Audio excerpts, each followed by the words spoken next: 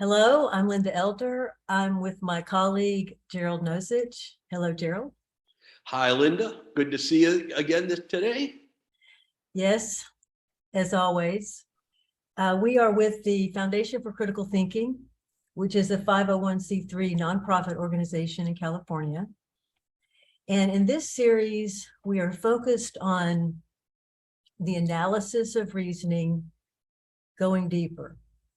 And today, we're focusing on implications. Now, as a reminder, in this series, we're presupposing that you have some understanding of the elements of reasoning. And if not, then you will want to look at some of our other videos and study the elements of reasoning a bit. So we're going a bit deeper in this discussion on implications than we typically are able to do. But we will begin with a brief discussion of what implications mean, and let's say at the foundational level. So first of all, we know that implications, as is true for all of the elements of reasoning that we're focusing on in this series, is one of the elements of reasoning. It is one of the 8 elements. So we have, whenever we reason to a purpose, we're asking questions, we're using information, we're making inferences based on that information and the assumptions that we're making in the situation connected with the consequences that inform and are informed by our point of view, all of which leads to implications and consequences. So we're focusing on implications. Now notice I said implications last, but I didn't have to say it last. The elements of reasoning don't come in a particular order, though we can approach them in a particular order. So all of these elements are present whenever we reason. And one of the elements of reasoning then is implications. And that's the one we're focusing on today. So I'd like to begin by reading some brief descriptions of implications and consequences, and then go to our glossary of critical thinking terms and concepts and read our entry for implications and imply there. And we will discuss that, if that's all right, Gerald. Mm-hmm. So in the sort of the first move, when we think about implications, is that which follows logically. Mm-hmm. And that's a complicated process, which we will be unfolding a bit here. And then the effects of our reasoning. So we have within this element, we have implications and consequences. So we need to know how to distinguish between the two. So implications are what logically follow, or are what are logically implied in the situation. And the effects are what occur when we act. So when we behave in certain ways, certain things may follow, for example. But when we actually, but we may not know what of what is implied, what will actually occur until we behave. So let me give you an example of that. That sounds very sort of too theoretical.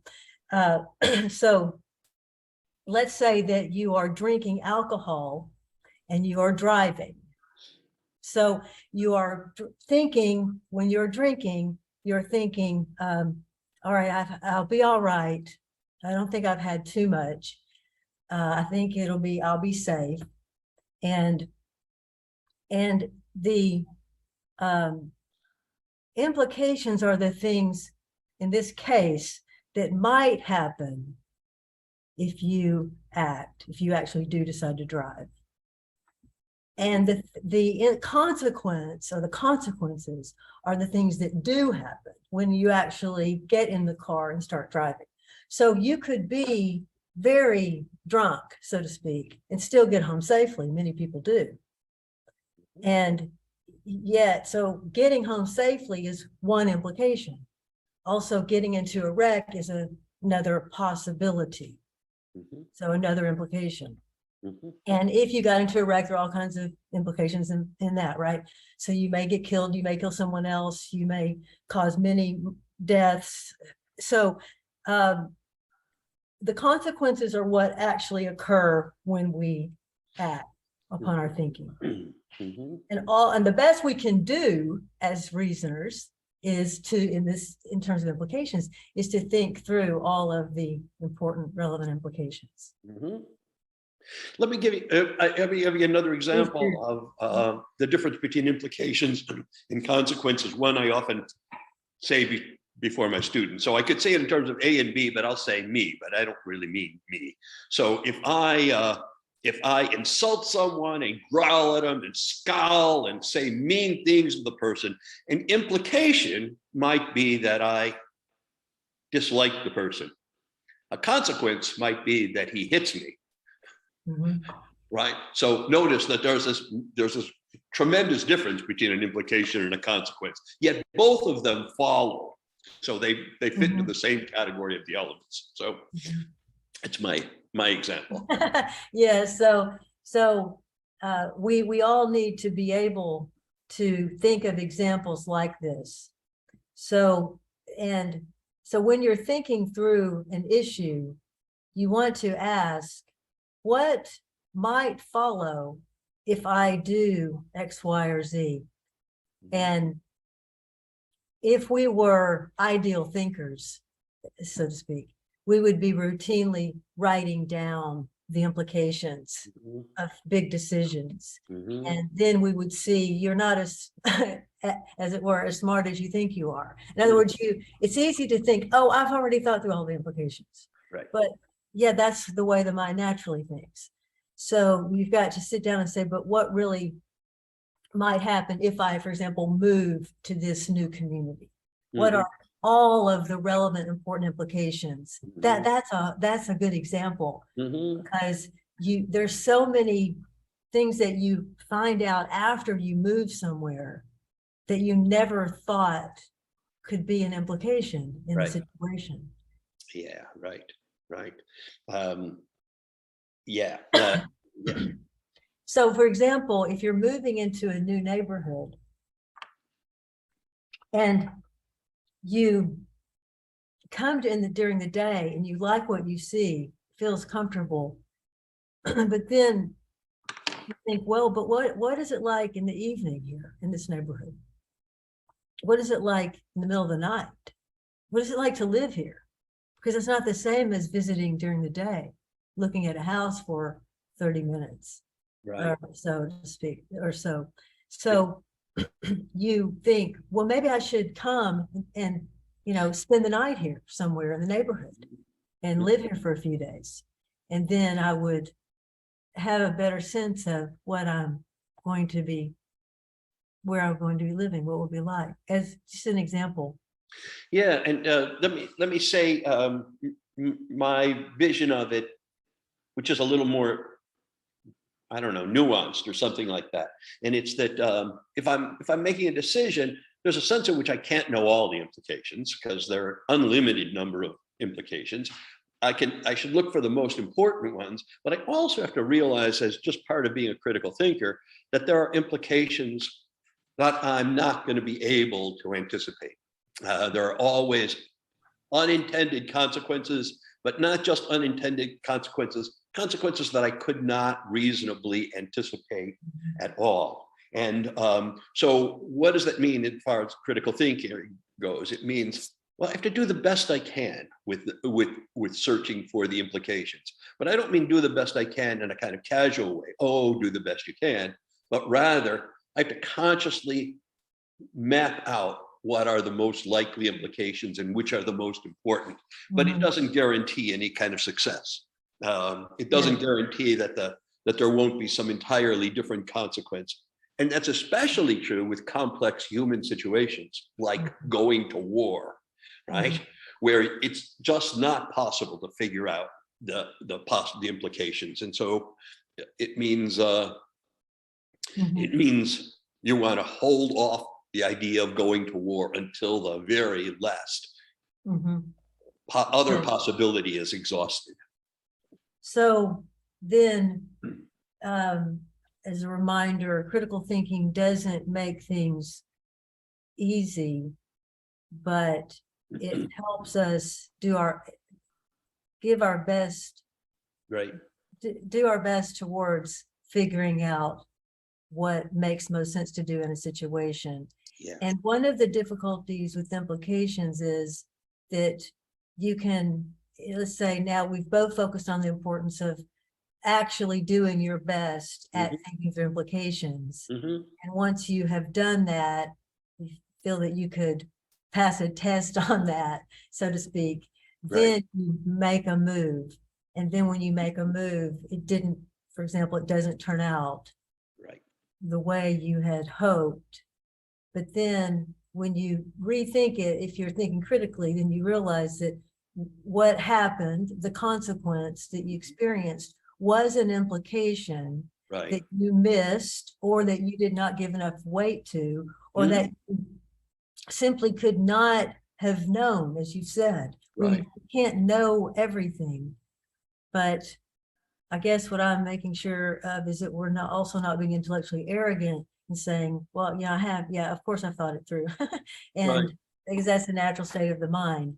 So we want to be deliberate, and then realizing, so that's all true. And then beyond that, there are implications of implications of implications of implications going on forever into the future, and from our past as well. Yeah, yes.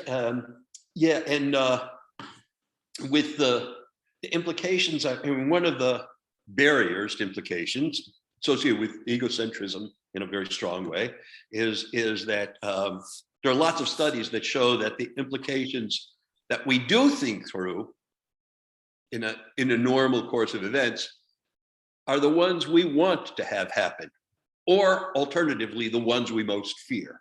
That is, but if I'm going to buy a piece of expensive electronic equipment, I'm going to think of, oh, how wonderful it is. I'm going to think of all the implications about how positive it is. And I may not at all think about the consequences to my credit card down the way. So when I look for consequences, or implications or consequences, I want to look at the ones that come to mind that I like, but also the implications that I don't like, the implications that may very well happen that I would very much rather not have happened. Yes, you're pointing out how our egocentric or sociocentric nature, when either of them or both of them are involved, then we're focusing on implications that we want to focus on for some given reason, for example. And so let's come back to that. Okay. Because I'd like to focus a little more on the root, let's say, understandings in terms of implications. So one of the ways that I think about one of the ways that I think of implications is this: anything that is implied in the situation or context, or you could say anything implied by a statement. Now, but just say, so say anything that is implied in the situation. So for example, I am sitting here as a human being. And as a human being, there are lots of things that are implied in that, in my being here, that go on in every direction, so to speak. Mm-hmm. So we can say the fact that I'm here means that I was born. So implies that I was born. And to be born, you have to have been conceived. Mm-hmm. And therefore there was something around that. There's a story around that. Mm-hmm. And then there are lots of implications in that potentially. And then for that to occur, then my parents had to also be conceived. Mm-hmm. And all of that had to go. And so going back forever, going back until you can go no further, which is where. So implications in that sense go on indefinitely. Right. And so things are tied to things. Things are connected to things. Things imply things. People imply things. Something that is connected with, that comes out of. So going back to your example of war, people deciding to begin a war. Obviously, there are short-term implications that are mainly being considered. And that's what is in primary focus, and what it is that we want as a country, right? What we want for us, or what we think is our right to have.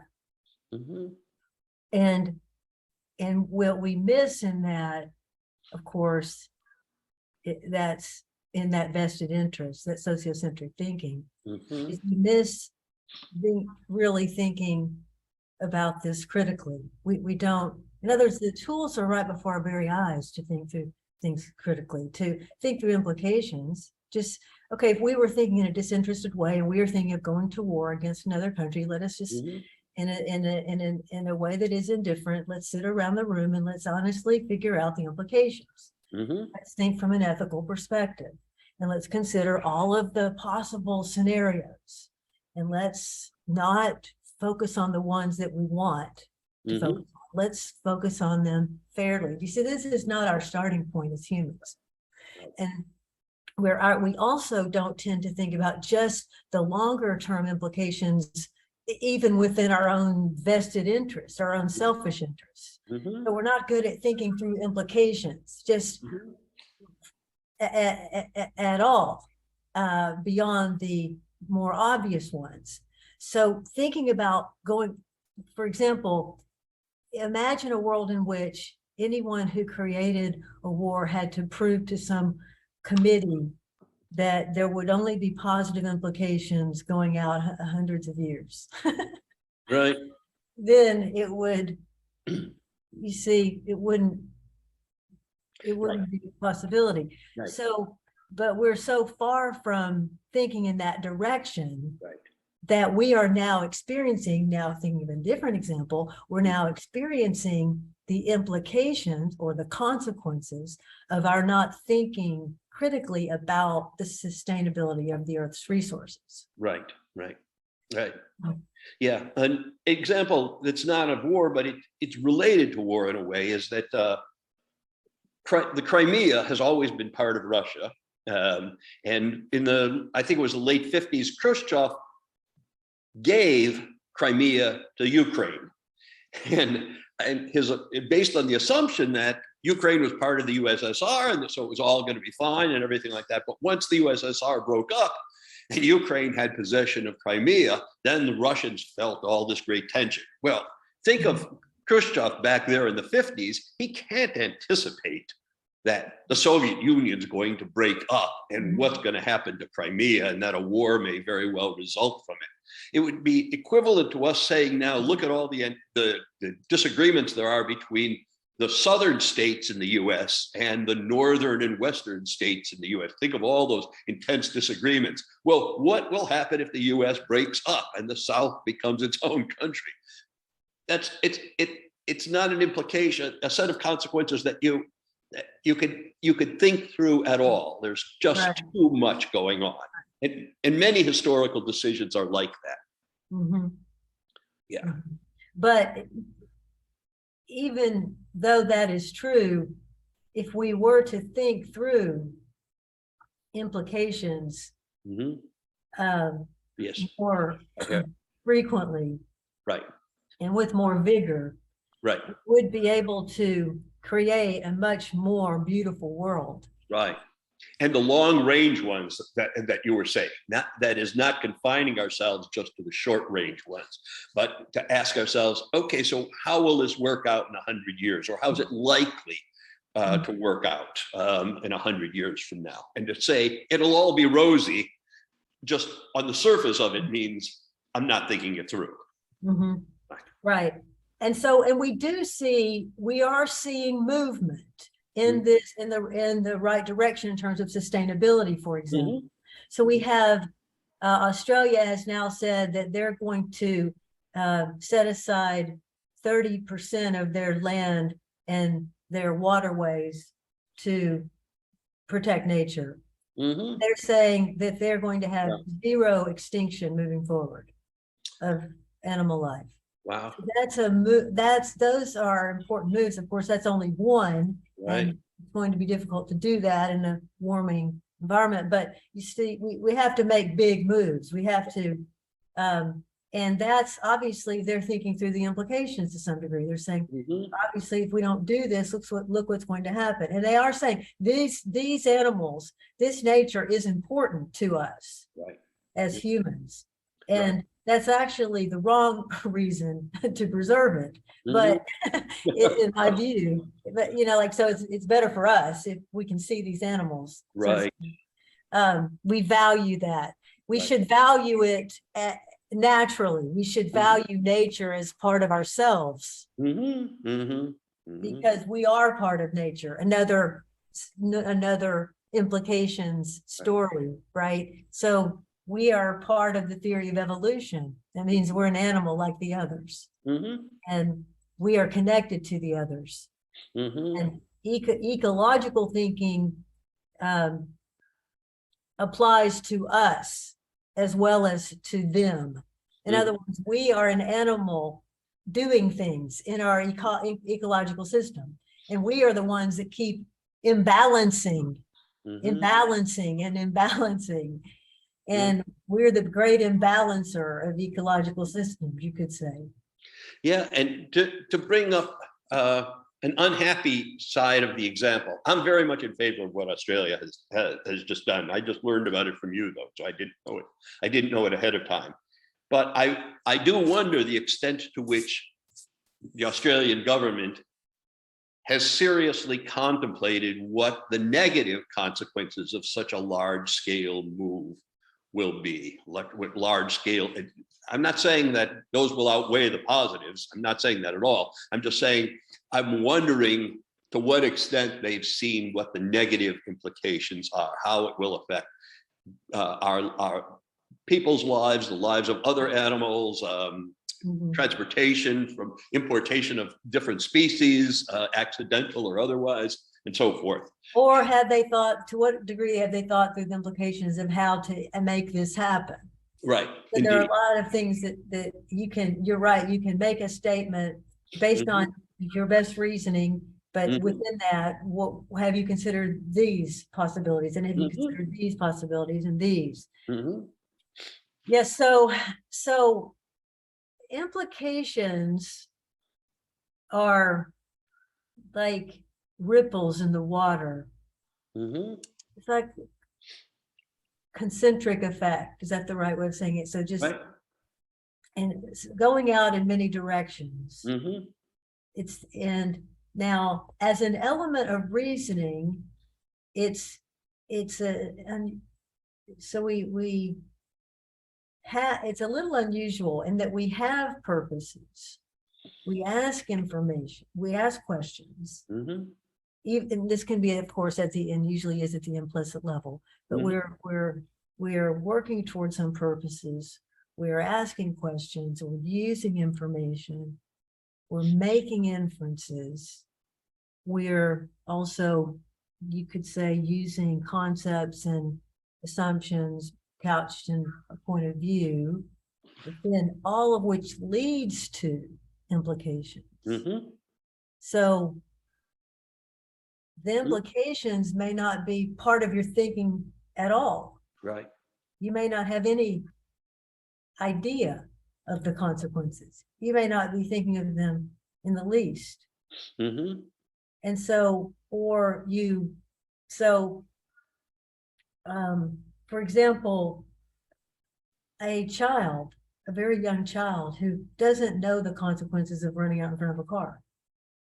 Mm-hmm. So, Mm-hmm. so, so that the implications are implied. Fortunately, there are no English teachers in the room to reprimand me for using the word within the word. Right. But it's hard not to, because it's whatever is implied in the situation. So then we can say, so there are different types of implications. And let me now, if I could, read the glossary entry that we have in our glossary of critical thinking terms and concepts for implications. I'll just read a little bit and see if this adds anything to our discussion.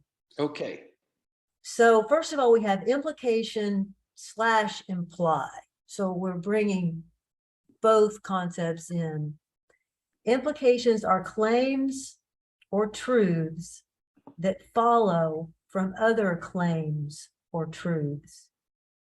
And I think the term claim comes to us from philosophy. It seems philosophical to me. So, because to me, the second part, or truths that follow from other truths, is more intuitive, is what I mean by that. Except that there are implications to falsehoods too. That's the reason I think you want to have claims in there. Right. Right. So it could say statements or beliefs instead of claims, if you want to make it less philosophical. But well, yeah. Let's just take the next sentence. Okay. They represent logical relationships between ideas or things, and that's the broader way in which I'm thinking of it. Yeah. But I think that the first way of looking at it, implications are claims or truths that follow from other claims or truths, is, they say, something of a philosophical orientation. And that's fine. And this is part of it. But then if you just take logical relationships between ideas or things, then that seems more foundational. I guess that's what I'm trying to say. And it's fine to have, and it's good to have different ways of saying the same thing, and therefore different angles from which you are approaching it. So then imply means to indicate indirectly or by allusion. Hint, suggest, intimate, entail. All right, so there is a lot in that. But so let's take a suggestion. Let's focus on let's say the hint or suggestion. So I'm thinking of a time when you would say something to someone in which you are implying something other than what you're saying.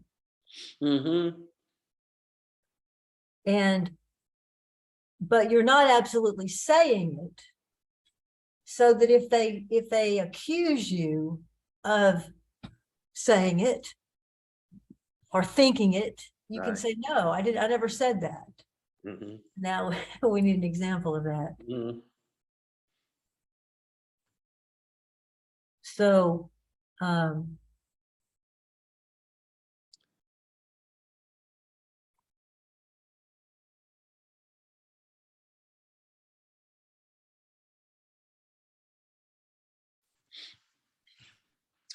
well, I'll use an example that Richard uses sometimes, though I may have the niceties of it wrong.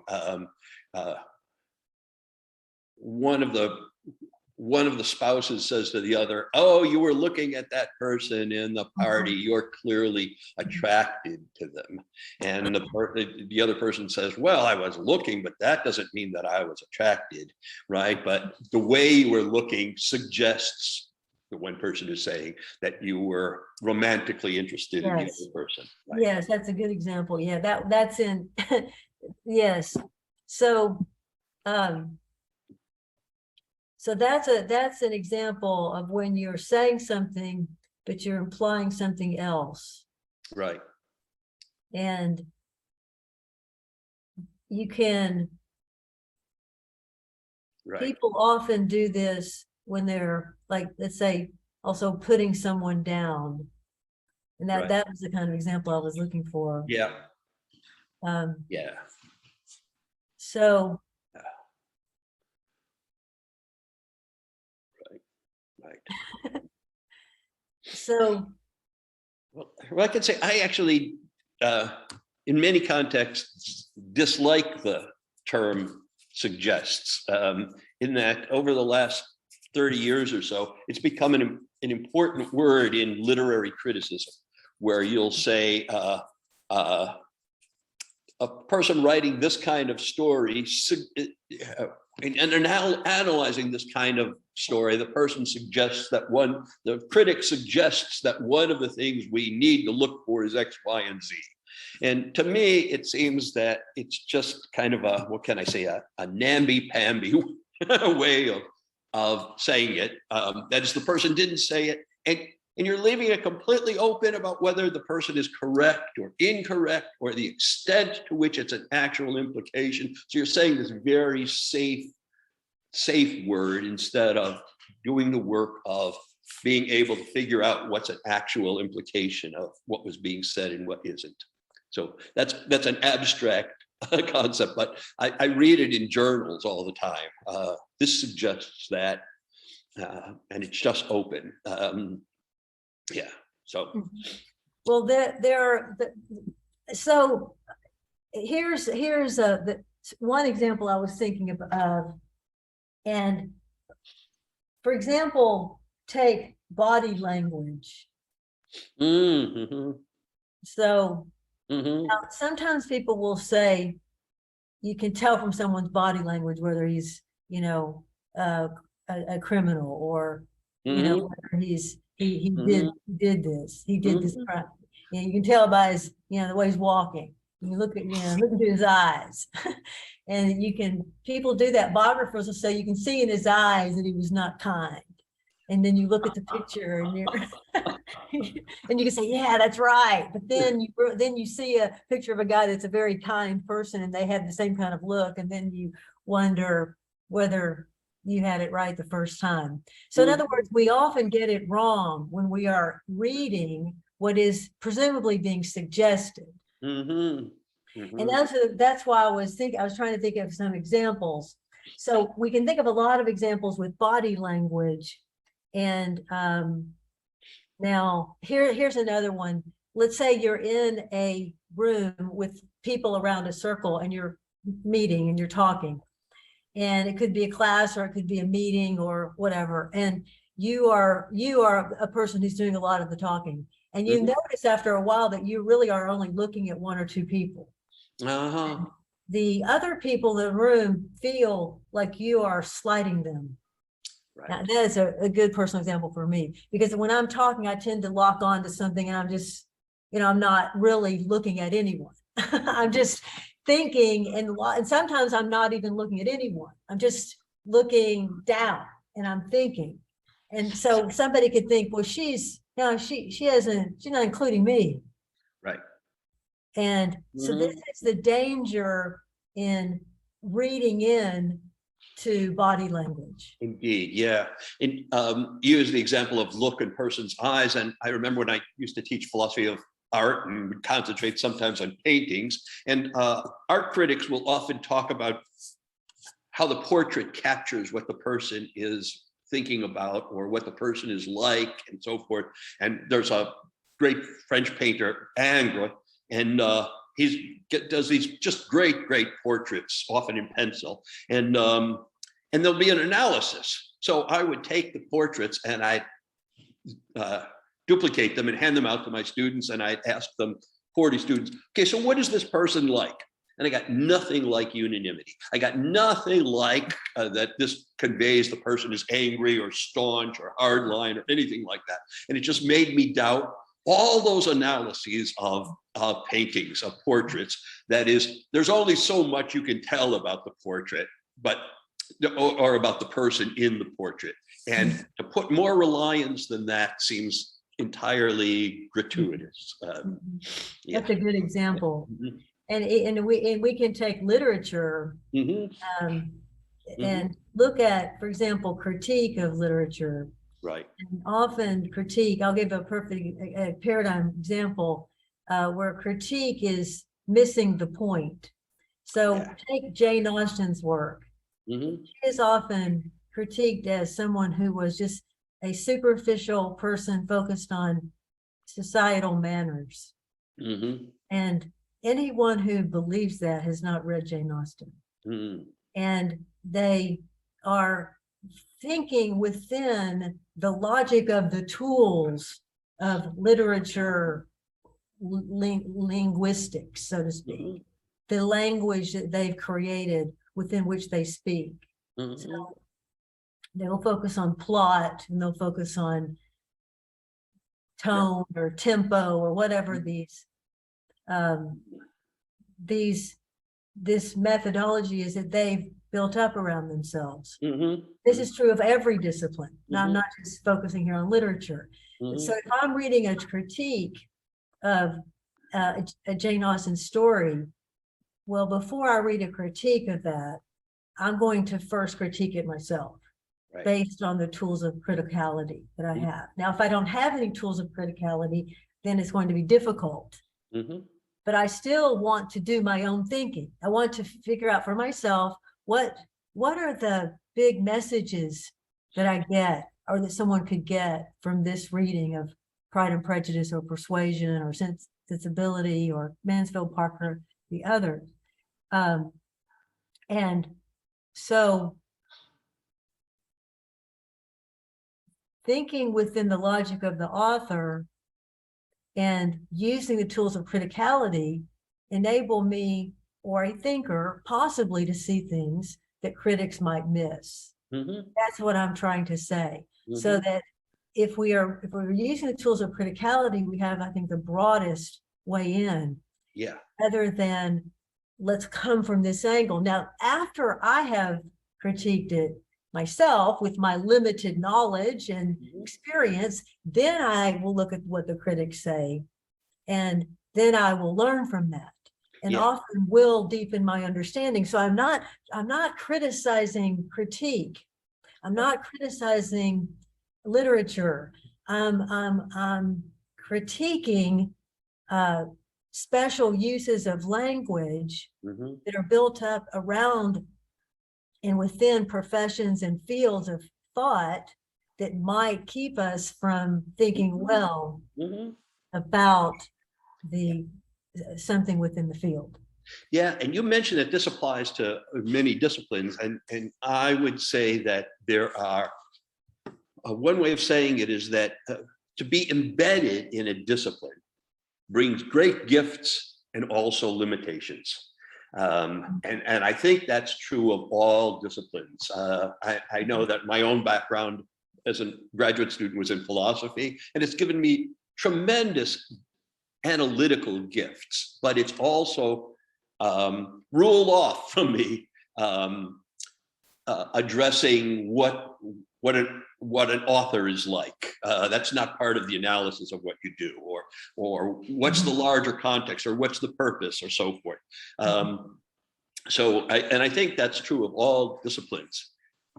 But as an aside, I would say you talked about body language, and I don't know if you can't see it, but I'm going to show you here. So I'm sitting here during this like this, right?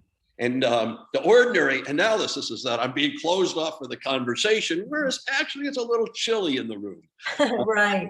So I've got my arms crossed. It's so Well, easy. that one, right, yeah, that one to go back to that for a minute to kind of wrap up the body language part or example, it's very dangerous to assume that you are getting the right messages through body language. Yeah, right. And especially if you don't know the person well and you may be projecting into them what you yourself would be doing. Right. So Right. let's say, go back to my example of the speaker when I'm focusing on one or two people.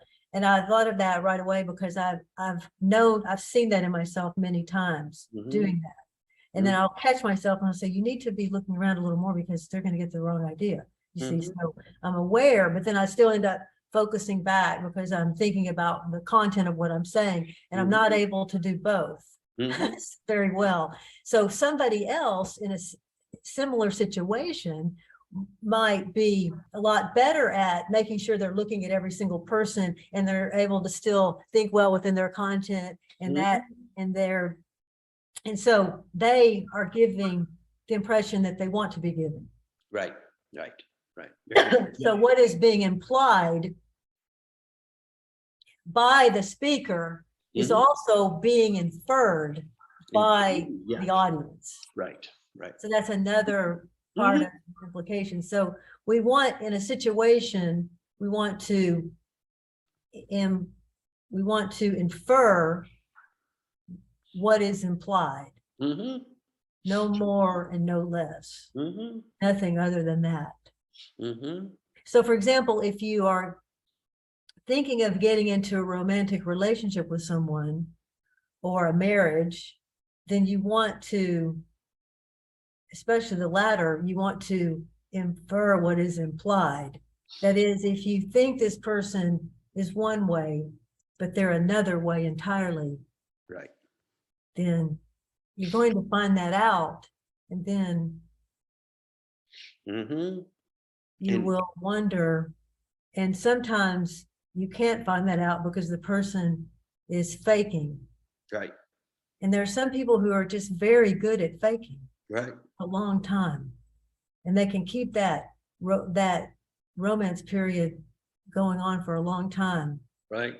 And until something happens. And the romantic part means also it's a time of acutely rose-colored visions of things. So I read my own thoughts into the situation over and over again, and it's hard to see anything at all amiss with someone I'm just in the process of falling in love with.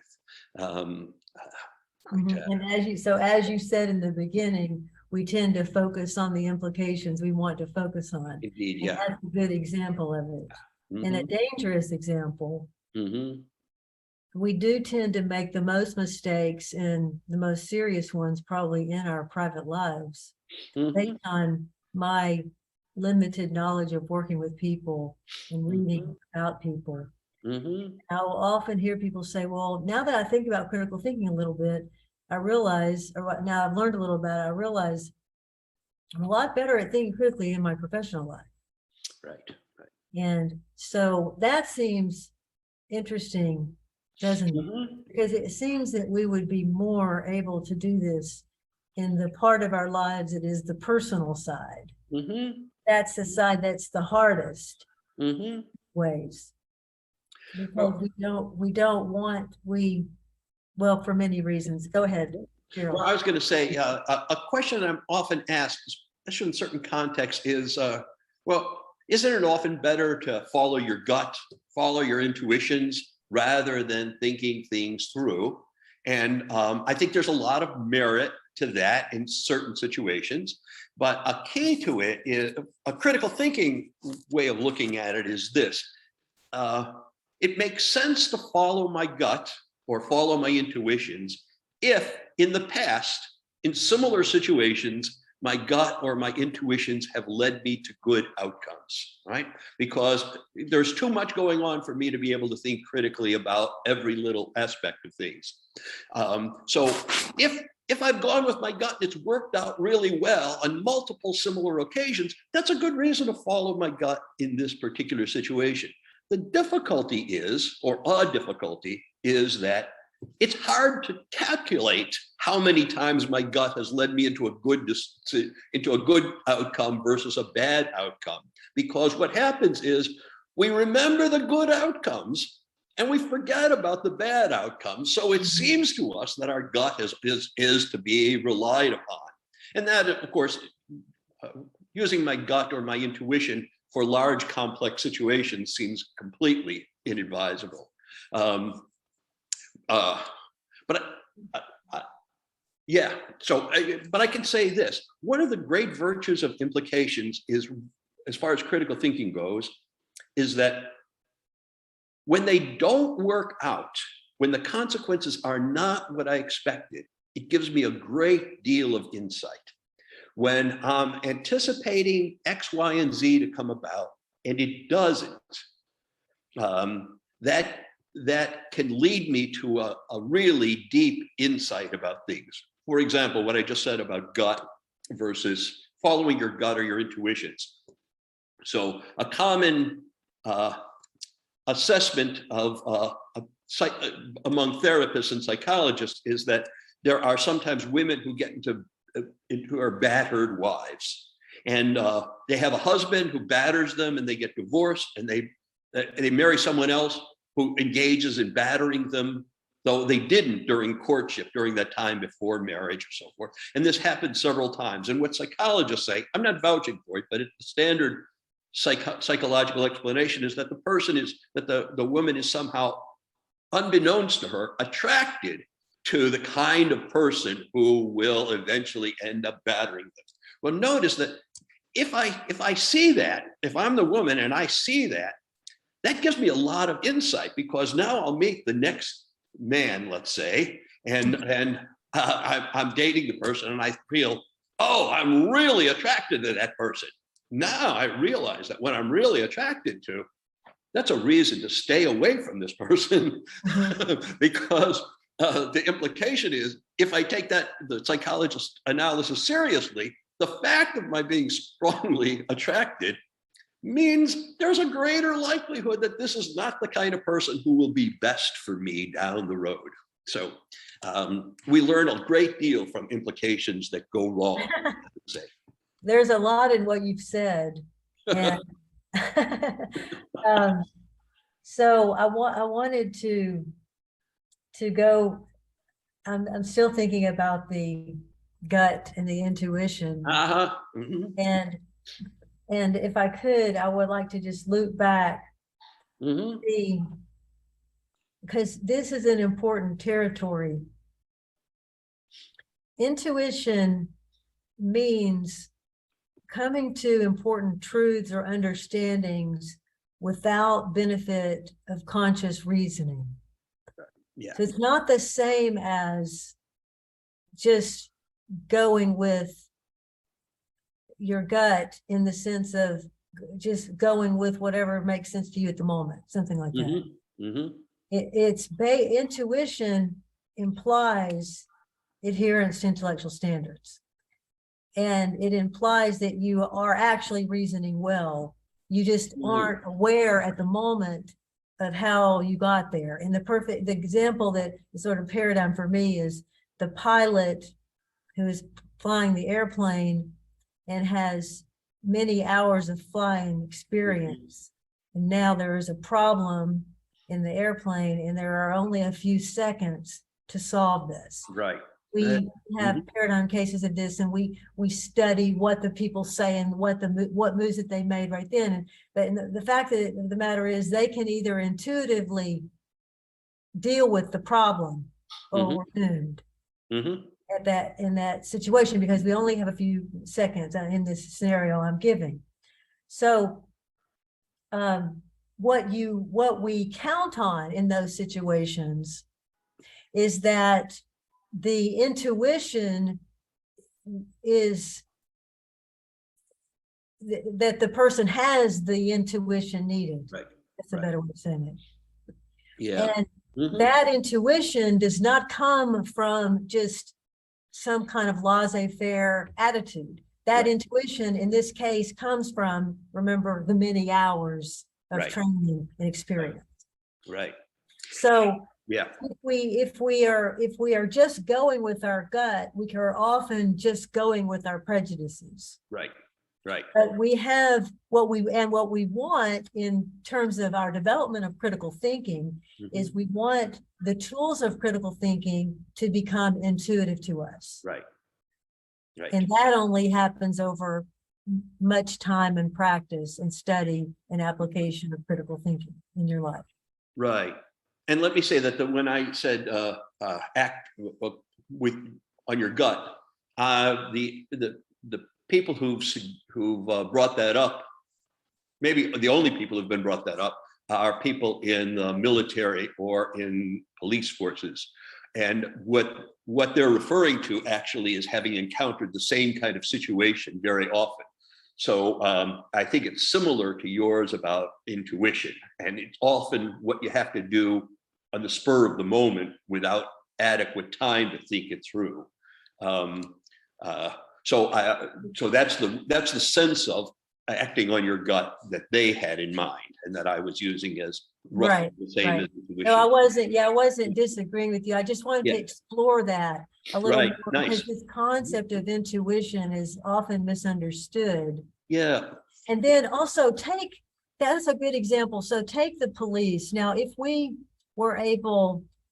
had time with the police and could train them in critical thinking, and especially in the barriers to critical thinking, if we could help them understand their egocentric and their sociocentric thinking, then, and if they learned about their egocentricity, if they understood what happens in their own minds when this kicks in, if they could see their own prejudices at work, then if they understood that, if they had these understandings and all of their other experience connected to this, then in a situation in which they might in the past have been biased, they might say, now I see myself making some moves here about these people. Now, what am I assuming? And is this justifiable? So this way of thinking in this case becomes, we hope, intuitive to the officer, so that over time they go in realizing they're going to be biased. They're going to be necessarily biased. They're going to look around a house, they're going to make assumptions. And they're going to often make ones that are incorrect. I mean, they're not justifiable. Therefore, they're going to make inaccurate inferences. So what I'm saying is we want to build, we have to build tools into our thinking in order to be intuitive, to have intuition that is valuable.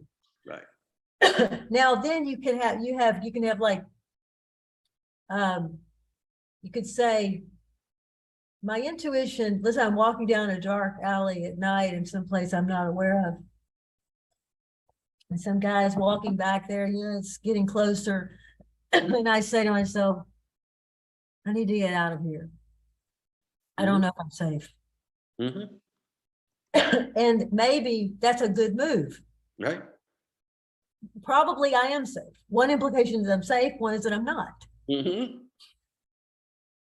if I'm not safe, then there are a lot of possibilities within that. And your police example is very nice in that oftentimes I'm thinking that in those situations, not just police, but military comes to mind, being a surgeon comes to mind, being a firefighter comes to mind, but just take the police one. I have to make a decision at the spur of the moment, and I may not have time to reflect or to examine my assumptions. Okay. But what I can do, and what many officers do, is that during the other times, when there's nothing on the line, when they're sitting behind their desk or driving their car, that's when they reflect on the assumptions. Like, what should I do if the person I see committing a crime is now running away from me? should I shoot him or not? He's running away. He might even get away. Should I shoot him or not?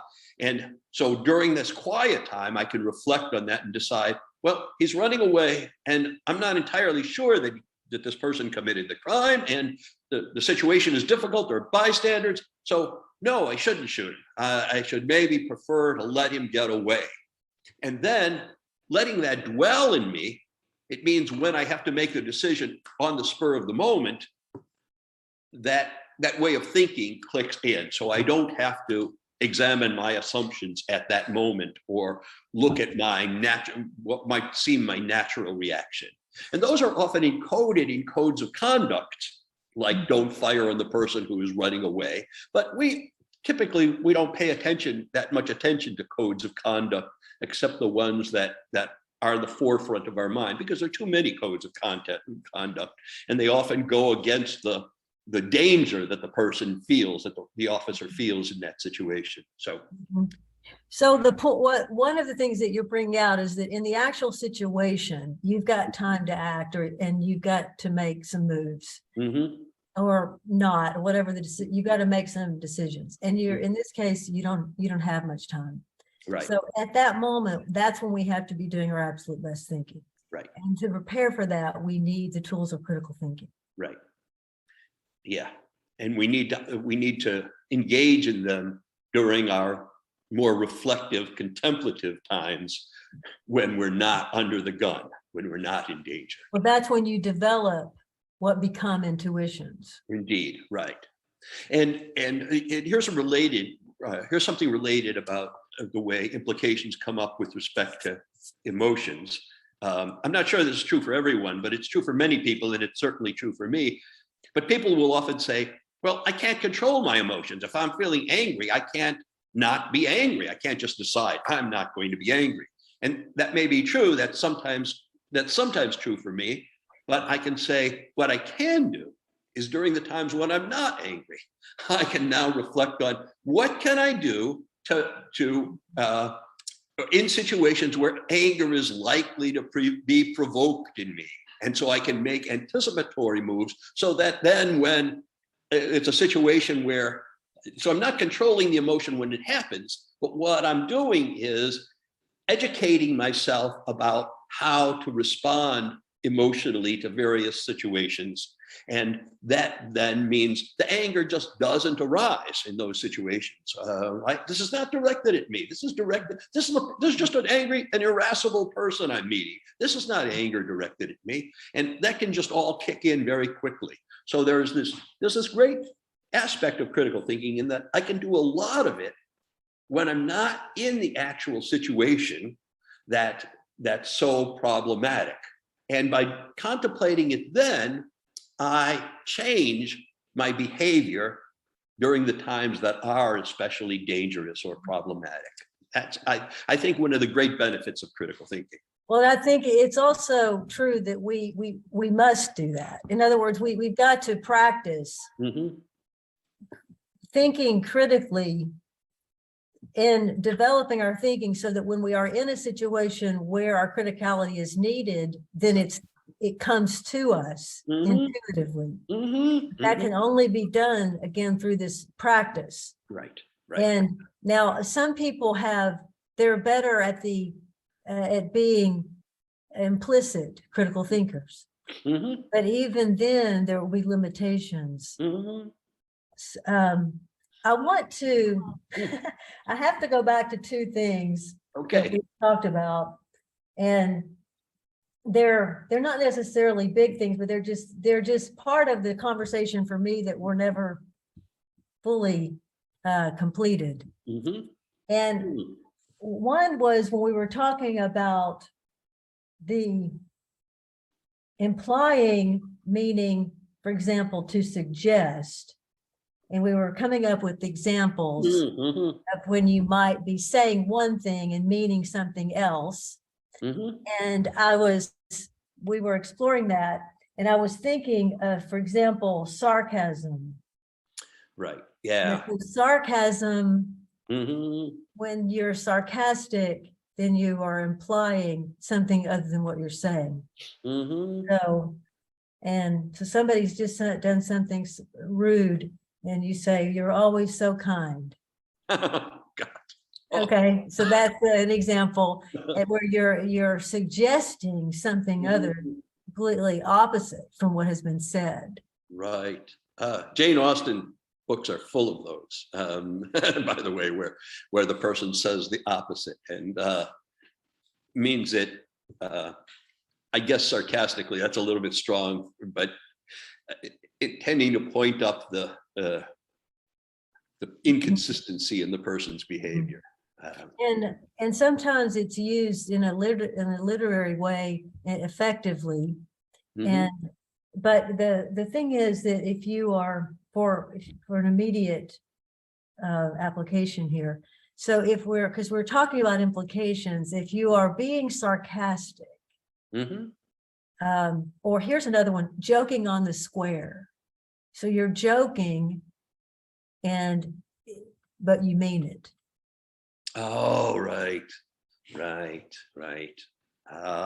So you're okay. So then, oh yeah. These.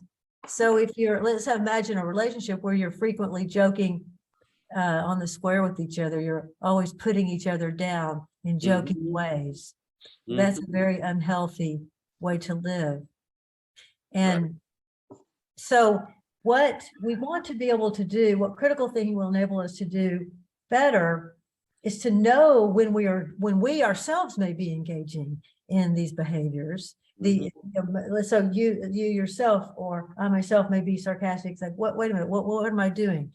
So then that's one thing that we need to be aware of. We need to also be aware, so and then we also need to use this understanding to help us open up thinking. So if somebody is sarcastic, let's say with me, or says something that sounds off-putting, I'm inferring that this person is putting me down, let's just say. So with the tools of criticality, I can simply say, are you implying X about me, or are you saying Y? And it's interesting, I find that when you do that, people are very often surprised that you made a move. Yeah.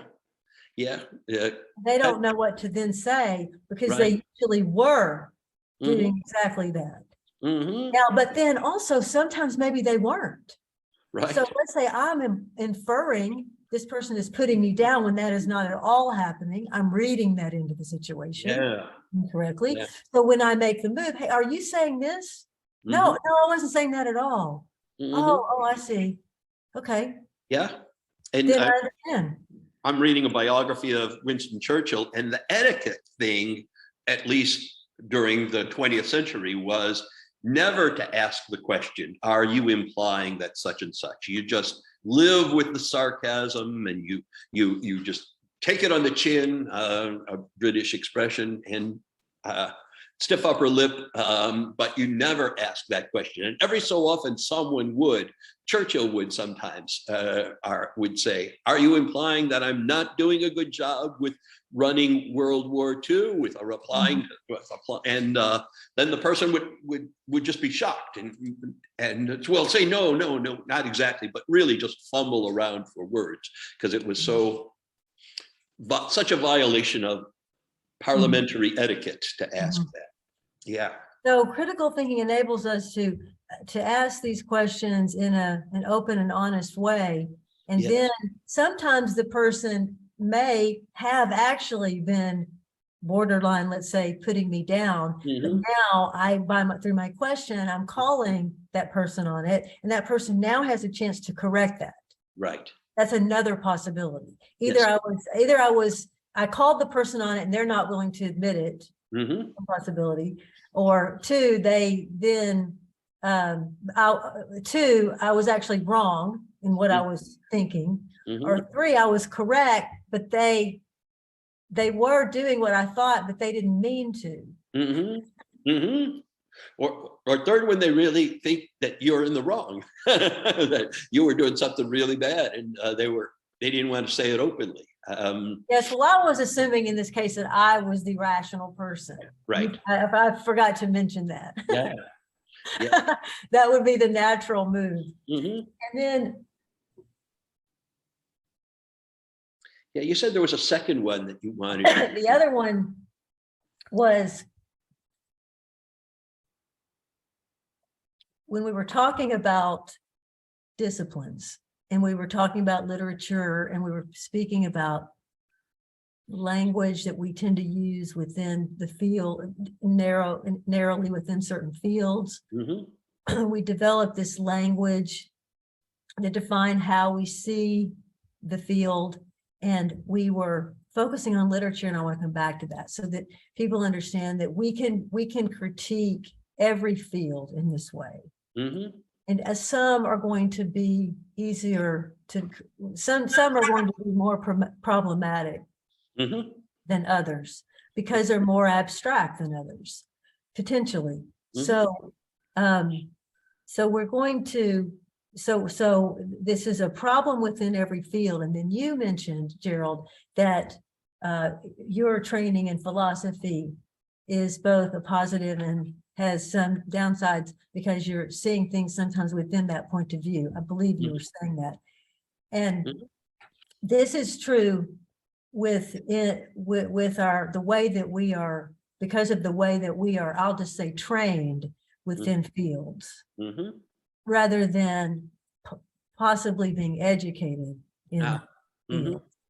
And now what I wanted to mention is the importance in thinking, the importance in developing your thinking of taking a generalist approach to your thinking. So what my point is that if we have general understandings, and if we focus on general understandings from all of the main fields, and then when we're specializing, we make sure that we cross educate ourselves. So that, for example, if I'm learning, if I want to be a psychologist, let's say I want to be a therapist. Mhm. Well, that's a paradigm case of something that's very difficult because there are so many ways to prepare to be a therapist. Mhm. And one way is to get, let's say, a PhD in psychology. And one way is to become a medical doctor and become a psychiatrist. Mhm. And another way is to be a social worker. And Mhm. another way is to just hang out a sign on your door and write the word therapist on it. Mhm. And so there are many ways to become a therapist. Mhm.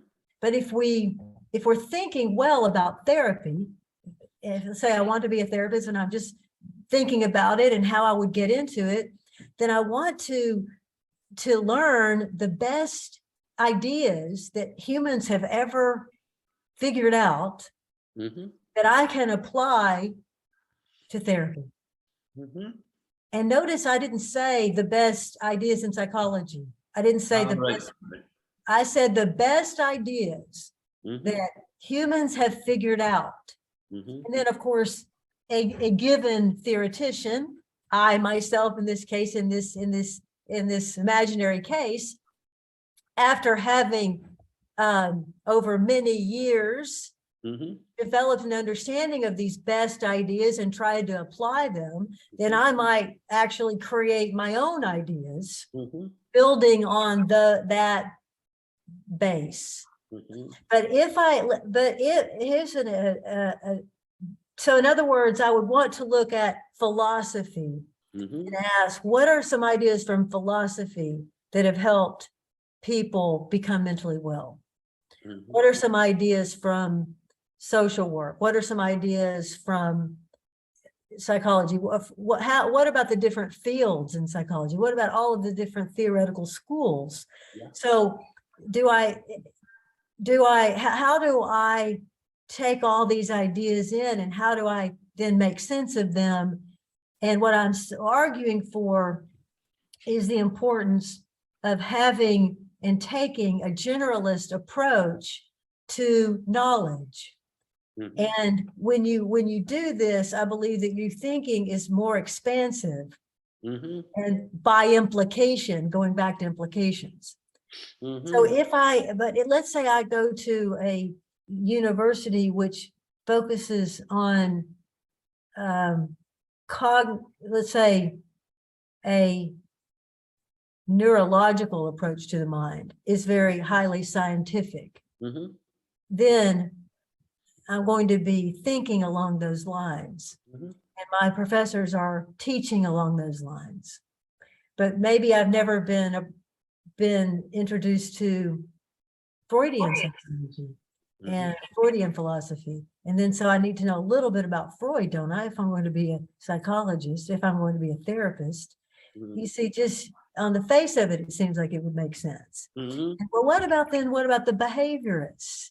And what about, so and Albert Ellis is a good example of this, because he was trained in in traditional psychoanalytic therapy, and he did that for 10 years, and then he figured out that that wasn't working, and then he went back and asked himself, well, why is it that I'm so well functioning? I mean, I seem to be doing pretty well compared to the people I see every day whose lives are falling apart. So what is different?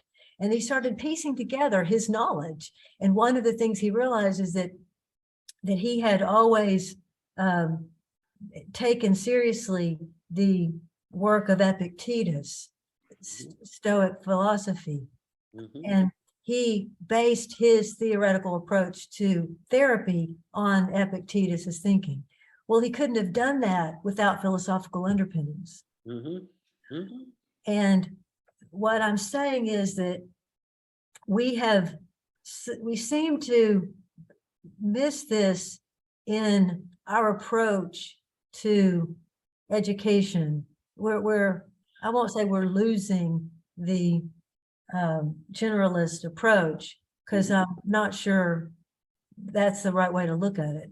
I would just say that because we don't have these understandings from many fields, and we don't know how to access information in these different fields, and we're not learning to I keep wanting to say something like cross learn, learn across fields Mhm. intelligently, not just, anything goes, but we're going to get the best theories for what we're focusing on. Mhm. Um, and so then once we have that, then we can, if we then we go into a specialty, then we still have the general knowledge to fall back upon.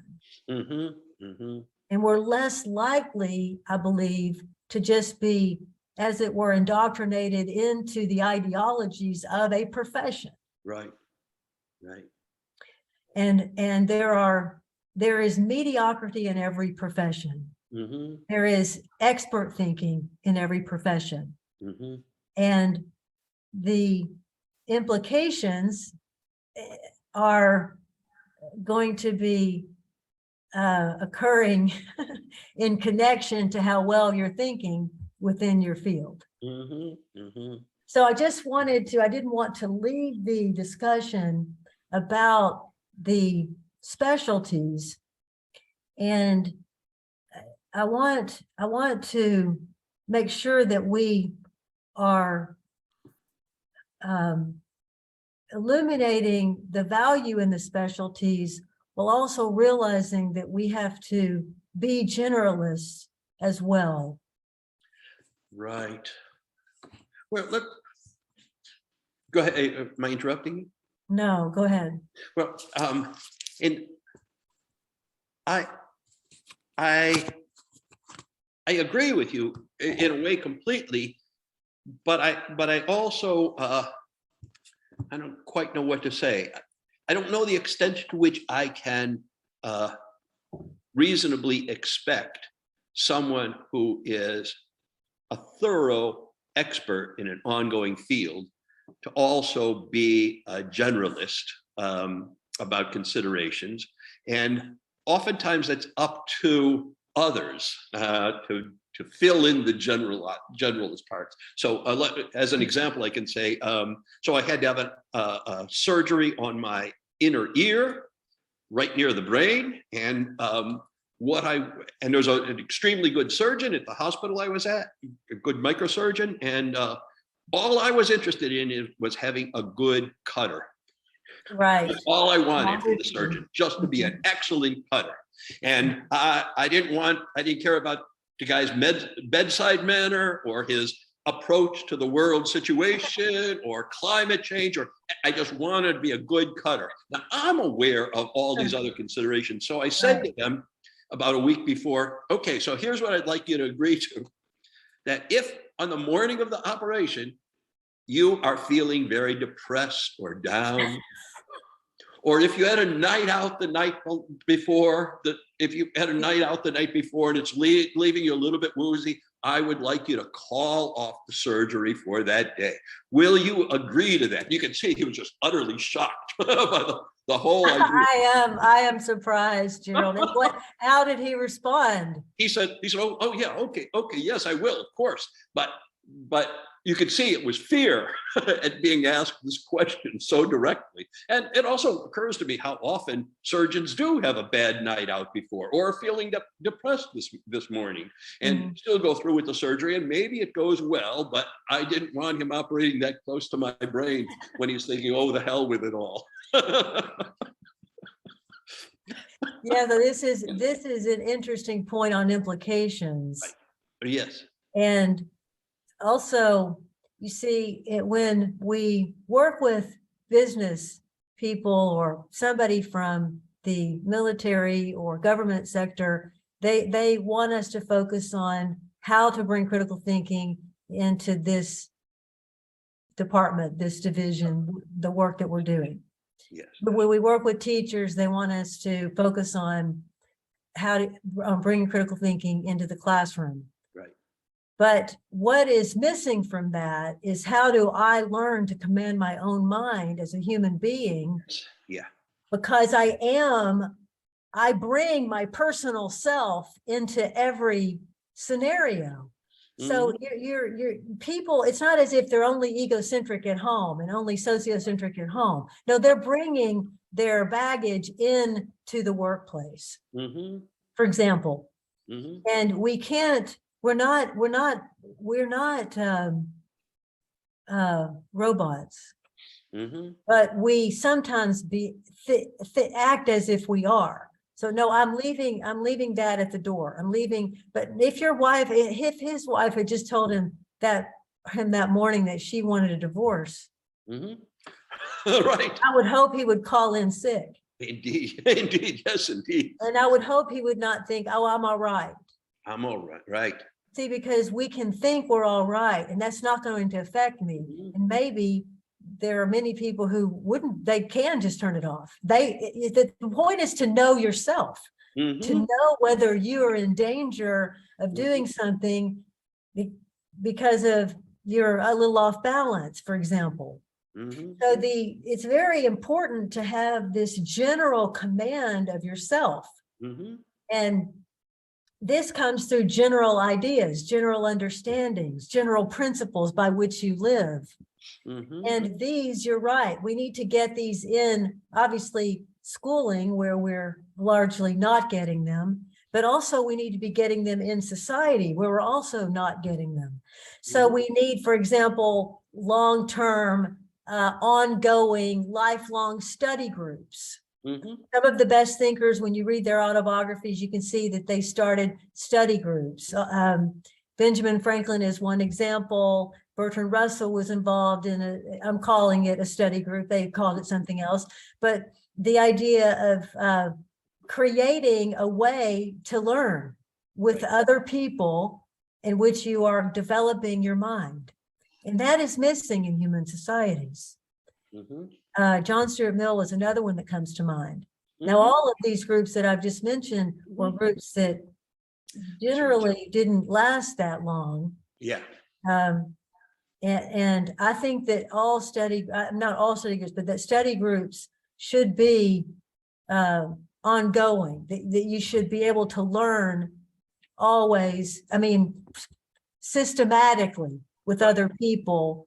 And that means reading, writing, discussing, and again, studying the best ideas related to how to live at the highest level. Right, and it's one of the reasons I'm in favor of a certain kind of leader of a country, a president, a prime minister, or what have you, in that some of them consciously had advisors and cabinet members who were wildly at odds with one another and who could then hear very different kinds of advice or analyses of situations, and others looked for people who thought like them, right? And it's just seems to me it'd be a good idea to encounter people who do not think like you, and all the more important if you're in a position of power. Yeah. Yes. So all of these things that we've been talking about have implications, or there were implications connected to everything that we've been talking about, although we haven't necessarily drawn the links every time. So I think we should now bring this to a close. And let me give you a different kind of example. Yes. Okay. Please. Yeah, and it's that oftentimes, most of the time when you and I talk or when we're in workshops, we're focusing on human-centered activities and decisions, but critical thinking is equally important in finding out about the world and finding out about the universe. And we do that probably primarily through science, primarily through science, though not maybe exclusively. But it's very easy not to notice the implications of something. So, so for example, a thing that you learn in high school chemistry is that there are electrons going around a nucleus, and that the electrons can be in certain electron shells. And the electrons are in one shell, you feed energy against the molecule, and the electrons are in a different shell. Okay, so now I've often taught courses in philosophy of physics or philosophy of quantum mechanics, and the students are undergraduate physics majors or graduate students, or sometimes PhDs in physics, and they don't think about the implications of what they believe and how it works out so well. So there's an electron that's in this shell, or it's in this shell, but it is never in between the two shells. It is never in between the two shells. So you ask the question, how does it go from one shell to the other? And the answer is, it doesn't. right. Because it can't. It can only be in this shell or in that shell. What does that show? Well, it shows something that it seems to me very profound about our understanding of the world, and that is the idea of going from A to B. I'm going to say it now, does not apply in the small world, in a quantum level world. It applies to big things like molecules and people and all, but it does not apply. There is no sense of going from point A to point B. And so notice that changes our conception of the world. We're, as you mentioned, evolutionary beings, and we grow up in a world of certain sizes, and we don't ever experience anything that small. So many of our concepts don't apply. But my point about these physics students is they knew much more about quantum mechanics than I did, and were able to work it out. But it never occurred to them, how could an electron only be in this shell or in that shell, and never, ever in between? And yet that seems a clear implication of the electron shell things. So implications, a major way we do science. We have a theory, we work out what the implications are likely to be, we test the implications about whether they turn out to be that way, and that gives us some indication, not surefire, of either corroboration for the theory, or there's something amiss in the theory going on. And sometimes, very often, it leads to quite profound implications. So I just wanted to give a non-human centered example, a science example. Right. There are so many examples that we could think of that we haven't. So many ways to explore implications. And so for example, think of the many belief systems that people have that have implications. Mm-hmm. So that means social ideologies, the way you think about your fellow human, the way you think about religion, religious ideologies. And then we have the laws and implications of the laws.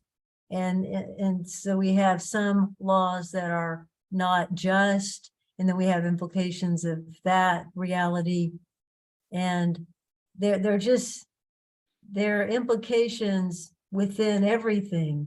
I mean, if we have a drought and if the drought continues, what are the implications of that? We have a hurricane. What are some important implications if we rebuild? Well, how are we going to rebuild so this doesn't happen again? Do we rebuild in this area or not? These are increasingly decisions that we're going to be making as humans. We're going to be running from the areas of the world that are no longer habitable potentially, and we're already doing that. So they're just implications within everything, because everything implies something else. And so bringing it to, let's say, the practical level again. So what can we do with this knowledge? So when we understand the role of implications in thinking, then we are much better able to think through logical possibilities and to look at them accurately. One example I want to give, which I think is very powerful, is again taking the work of Albert Ellis. Now, Albert Ellis did not use the term, he may have said critical thinking, but he didn't use the explicit theory of critical thinking, but he did bring in multiple skills within critical thinking that we advance. And one of them is following out logical implications. Right. And so somebody would say, well, I don't have, I don't think I'm very attractive, and I don't think I can find anyone who would want to be in a relationship with me. And so he would say, so you don't think that you can find anyone? You think you're so unattractive that there's not a single person that you see? So he's really pushing you to see that's not logical. It just does not make sense. Or a person may say, now I'm imagining this, but somebody may say, I have to, I can't give him up. I have to have him. I can't live without him. If he turns his back on me, that's it. I won't be able to survive.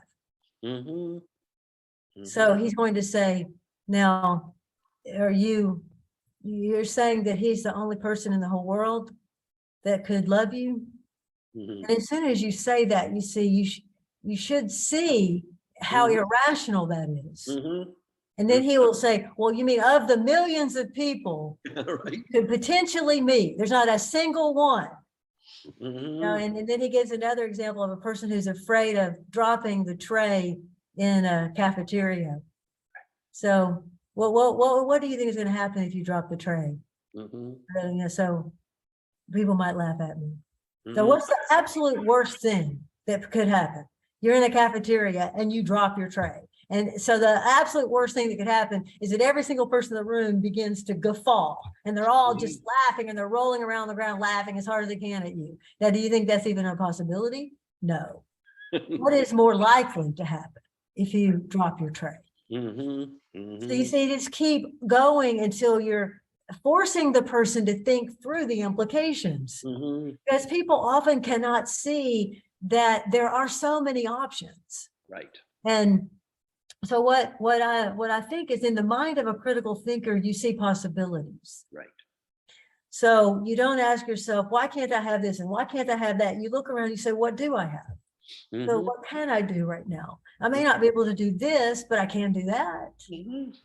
And that's what I will do.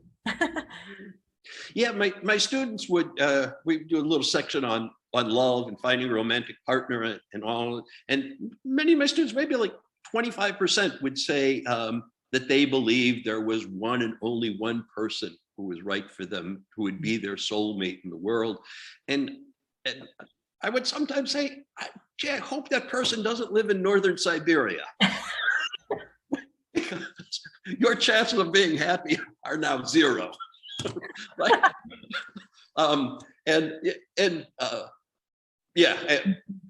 So it would just kind of take people aback and with that kind of shock, like Albert Ellis's question to the person.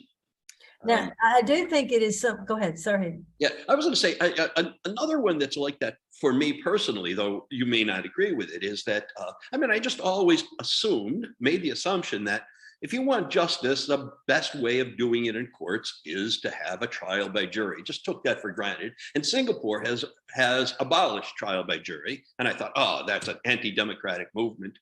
But then I happened to come across why they did it.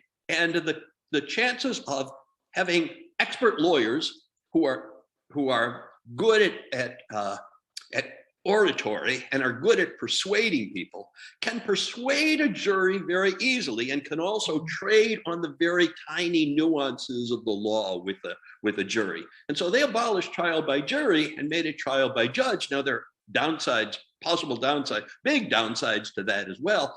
But a judge can be trained so as not to fall for the oratory, not to be falling for the lawyerly like trick. And that made me reconsider my blind assumption that trial by jury is just automatically the fairest way of achieving justice. And I'm not saying I adopted the other, but I now hold my previous belief with a lot more intellectual humility than I had it in me before. Those are all implications of trial by jury versus trial by judge. So this is showing that a system can be good in itself, so to speak. But if the players within the system, in the case of the attorneys, if the players are playing the system, gaming the system, right, then it's not democratic, right, though it may seem more so. Right.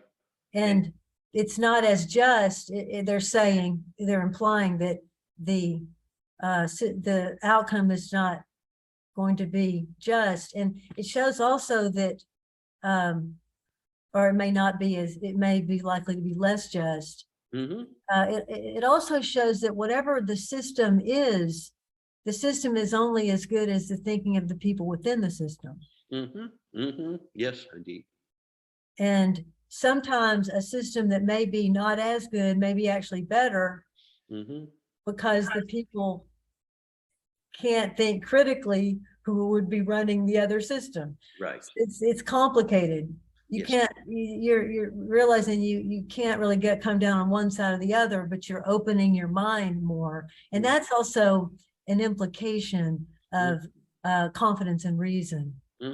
Yeah. We haven't brought in any of the intellectual virtues this discussion, but that shows that when you have confidence and reason, you follow the facts wherever they take you. Now, you may still not know what is best, but you are now questioning something. And that is what Socrates said that we need to be doing. We need to question. And of course, we know this and we use this in critical thinking, but we don't always think to ask the questions. Right. So in terms of, again, practical application, we can ask, what are the implications of my making the following decision? What are the implications if we keep going in this direction as an organization? Right. What are some implications? Have I thought through all the important implications of the economics of my life? Have I thought through the implications of the animals that are in my life? Have I thought the implications of the people that I allow into my life? Implications for me, right? So let's take someone who doesn't really want to be around their family, but they feel some obligation. But when they're around their family, their extended family, they feel unhappy and, put upon, and it feels like a waste of time. And yet they think that going to these family events, let's say, is implied for them, but it's not Right. implied for them. Right. They're accepting that. They're inferring that it's implied when they have many other options, including not going anymore. So just sociocentrism, that cultural sociocentrism just makes many of the decisions for us unless we step back. And I think a good trigger for that is a way to enter that would be, let's say you're going to be going somewhere, or you're going to be doing something, and you feel like some negative emotions. Then that's a good time to say, what's going on here? Right. Yes, indeed. Yeah. What is this? Does this imply? Right. Why am I having this negative feeling? I need to run this down. So being more in tune with the emotions that you have and finding the thinking that's leading to those is one way. So Gerald, would you like to add anything else to this discussion? I'd like to say how much I enjoyed it, Linda. I mean, this has been very expansive. We've gone in a lot of directions, and I think what it shows is the many directions implications lead us into. We haven't always in this podcast brought out that we were talking about implications, but as I examine it in my mind, in each case we were, even though we weren't saying the word. And there's just kind of something for me thrilling about that implications just opens up a huge amount of the world for me.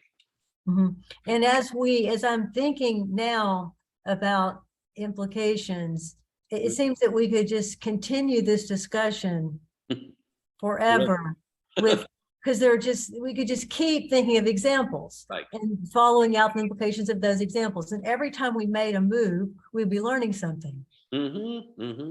So like when I said, well, here's a strategy. So we're about to go somewhere and you have a negative feeling. So you can say, what does that imply? Now, I've never actually said it that way. I've said, what is the thinking that you're doing leading to that? So whenever we have these discussions, we take it from a different angle, another angle, and it goes more deeply into our thinking. Right. And suddenly I'm realizing that we could go on forever, and I could just keep bringing examples of implications up. And they're swarming around me everywhere. Right. And maybe the same thing is true for all the other elements. It's certainly true, like for questions at issue, but I'm not sure it's true for all the elements, but it's certainly true of implications. It just leads us in innumerably many directions. And one general thing I can mention that was implicit in what we were saying, but I don't think either one of us explicitly mentioned it. We talked a lot about identifying implications, but the other aspect is always to evaluate the implications, meaning, I mean, you mentioned what's the likelihood of this here. It's not just a matter of whether it's possible or not. It's a matter of how likely it is. And another one of the standards you brought in is important.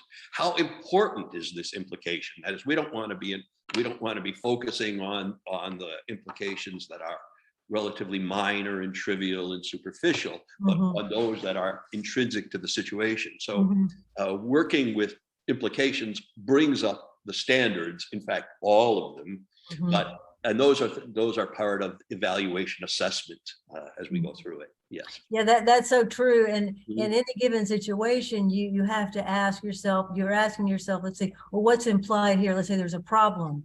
So here's a quick example. So we're going to be doing an academy next fall, and we're going to be using a room that's for nonprofits. We're able to use it complimentary as a nonprofit. But the policy of this organization that was allowing us to use the room was that it could be that at the last minute they could just pull it from us. And so one of the people that I'm working with on our staff said, well, what about that? And I said, that's absolutely not. I mean, no way. So that's an implication that we can't live with that. So if they cannot commit 100% in writing, Right. then, because you see, it's easy to figure out that that's not acceptable by asking yourself, what are we going to do at the last minute when they say, oh, yes, we need to have a board meeting in there. And suddenly we're going to be running around the city looking for a room. You see, but that's the reason I brought this example up, is because that's the kind of thinking that you have to do to make the best decision, because you have to really sit down with it and go through it and imagine, well, can I live? So you ask yourself, can I live with the percentages? Right. So if there's any chance that they would pull the room, 1% chance, that I can't live with that. Too much. Right. Right. Right. And you know that when you've done some, when you organize things in, before, and you already know what the implications are if things happen. And so some of that, the way you think about that would come from obviously your knowledge, from your background logic. But importantly, you have to be able to stay in the moment and say, okay, what are the real implications here? And can I live with those? Yeah. And let me say, kind of as maybe a minor aside, but something I never thought about. You said this was a requirement of them donating the room to us on a complimentary basis because we're a nonprofit. And it never occurred to me that a requirement is an implication.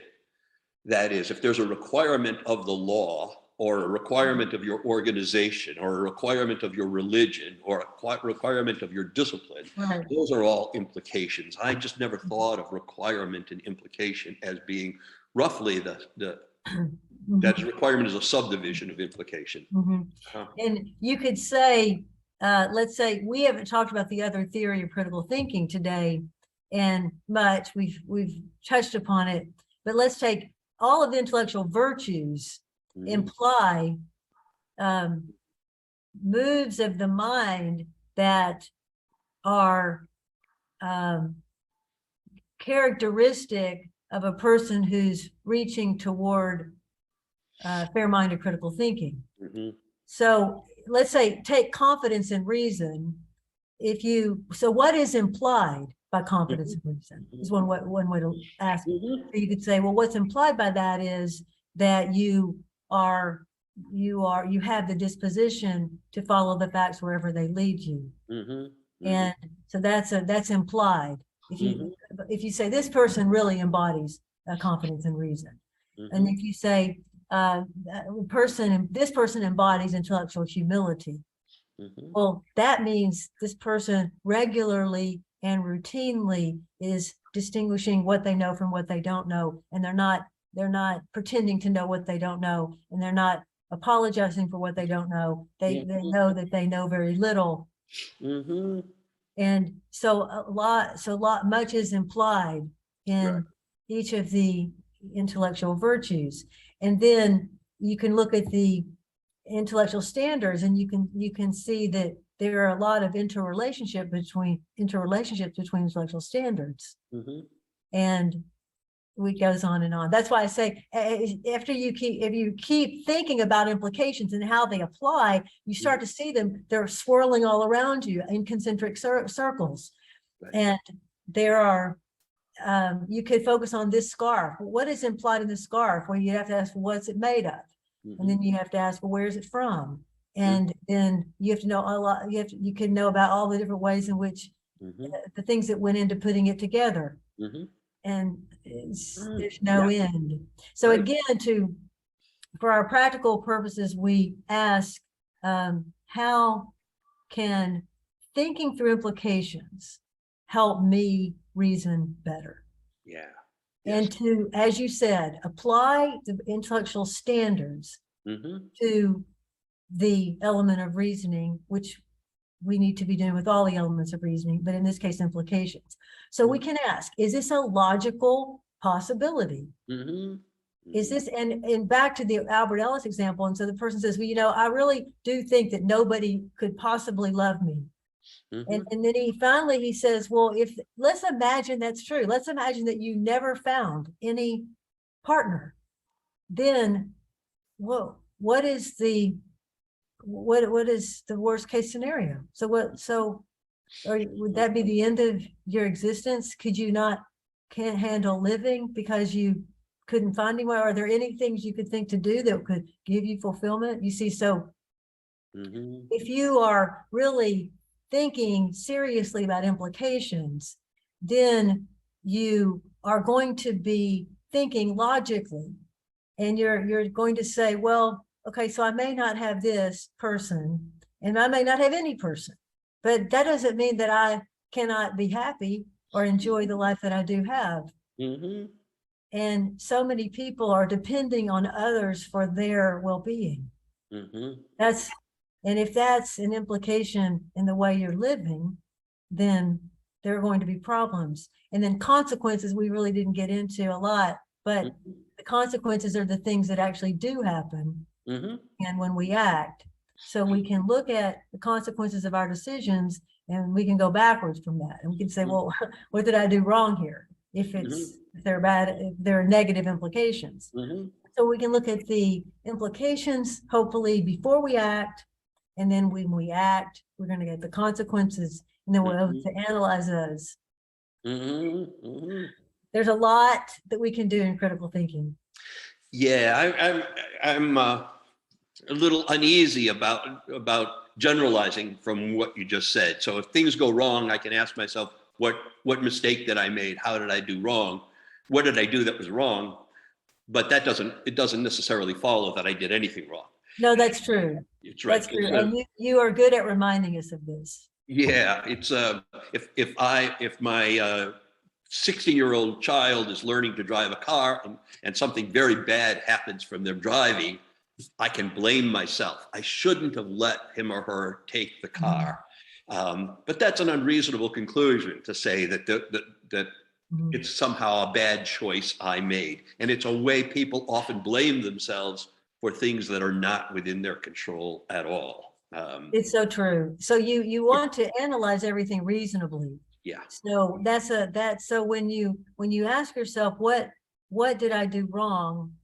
I was using that as an example, but obviously not, you aren't necessarily doing anything wrong. You didn't necessarily miss anything. It's just that something, again, as we said earlier, occurred that you couldn't have thought of. Right. But we still want to, as a general rule, be able to look back in our thinking and then say, is there anything I could have done differently? And then is it reasonable to ask myself? Right, indeed. Right, to ask that of myself. Yeah. But the point you're making is so valuable, because often people really, their lives become ruined because they take on a responsibility that's not theirs. Yeah. So if a person's spouse or child commits suicide, then you take on that responsibility. Right. That's going to be too much. Right. Because that's a deep and hard one. It is. Yeah. I'll switch over to the positive side, because the same thing happened to the positive side. I mean, I sometimes hear parents say, look at how well my child has turned out. I must have been a good parent. And it clearly does not follow at all, because there are many children who are abused, neglected, harmed, physically harmed, emotionally harmed, who turn out well, right? It doesn't mean that if they've turned out well, you've somehow done your job well. Too many other factors are at play. And the other is true as well, the opposite. Right, indeed. You can do a very fine job at parenting, and indeed, can turn out to be irrational persons. Serial killers, right, with good parents. So these are showing more of the complexities. And for any one of us, again, we want to ask, okay, am I really thinking this through as well as I possibly can? And then, am I thinking logically about this? Or am I distorting something because I can't stand, quote, to see it a certain way? Right. I can't stand for him not to love me. I can't stand for my children not to call me or whatever people get stuck in. Mhm. And when you're getting stuck in something like this, you've got to ask yourself, how reasonable is it? How logical is it? Mhm. Is Mhm. this all of this negativity I'm feeling? Is any of this implied in the situation, or am I just accepting, like I'm seeing the situation in a distorted way, Mhm. Mhm. and therefore I'm feeling these negative emotions? Mhm. So we can command our thinking through all of the elements, including implications. Indeed. We can do our best job at thinking through implications, and we can still err, as Gerald will remind us. Mhm. And Egregiously err. exactly. And so hopefully this has been helpful. Gerald, do you want to add anything? Yeah, let me give an example that is for me very profound. It may not be for others, but there's this concept in psychology called affective forecasting, which has a lot to do with implications and consequences. And the idea is that people make forecasts. They anticipate how they're going to feel under certain situations. That's affective forecasting, forecasting my affect. And Mhm. humans are horribly bad at it. We're notoriously bad at it.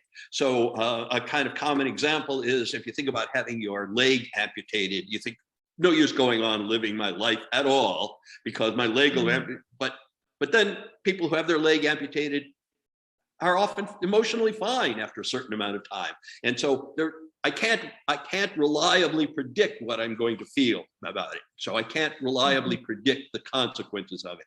So for me, that had profound implications in that for much of my life, I had a dread of dying. Mhm. What it's going to be like to be dying. I don't know that I want to end our podcast on such but affective forecasting gave me just great enlightenment about that. I don't have any idea what it's going to be like to be dying. Some people die well. Some people die with happiness. Some people die with anger. Some people die with intense, overwhelming grief. And I don't have any idea how I'm going to react to it. And it has virtually erased my dread of dying because intellectual humility just comes in. I just don't know what it's going to be like for me. So, I can't say I'm quite fine with it, but I'm fine with the anticipation of it. Mhm. So, Right, that's connected to that is this, that people will often worry about the things that yeah, never happen. right, They don't, but then the things that happen, they couldn't have predicted. right, indeed, yeah, it's right. So worrying is always a problem because you think when you're worrying, you think you're working something out. I Yeah, believe, yeah, but you're not. right, And you're just going around in a circle, but it yeah, feels like you're getting somewhere. yeah, that's right. So, all right. So did you want Okay. to? Okay. So hopefully, everyone has enjoyed this and found some enlightenment, and you can see that we have much to explore with thinking about implications, and there are many other directions that we could go in. And with that, I'll say thank you, Gerald. Thank you, Linda. Again, I enjoyed it very much. We'll see you next time. Okay, bye.